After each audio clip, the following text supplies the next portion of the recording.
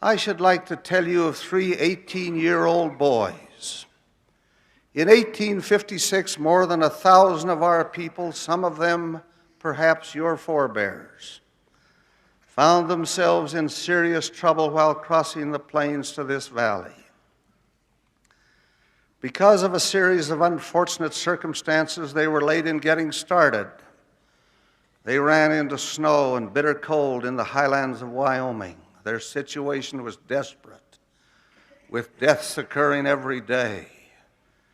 President Young learned of their condition as the October General Conference was about to begin.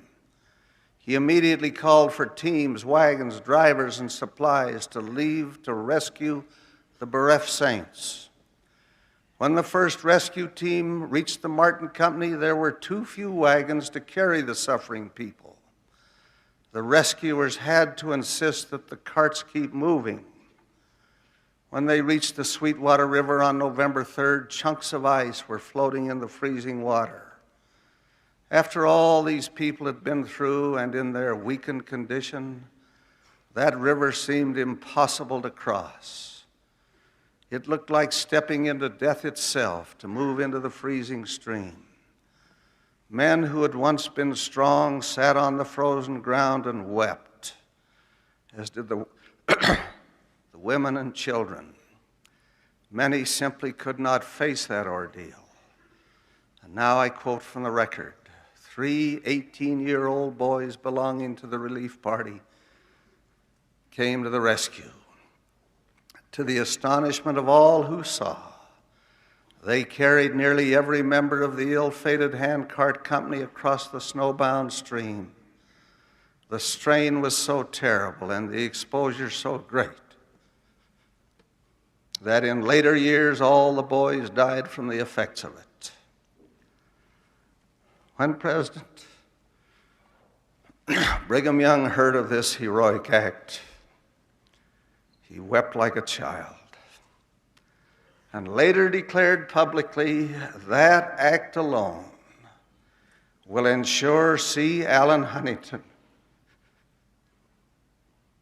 George W. Grant, and David P. Kimball an everlasting salvation in the celestial kingdom of God, worlds without end.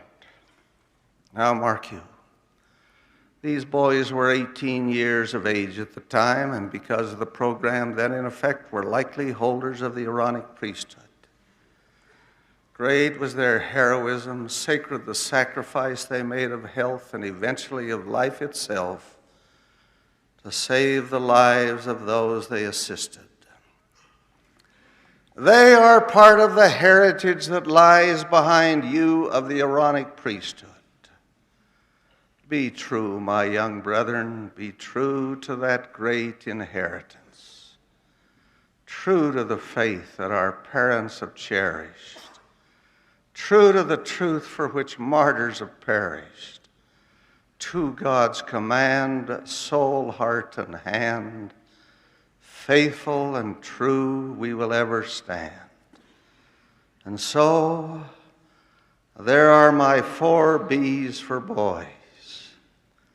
Be smart, be fair, be clean, be true.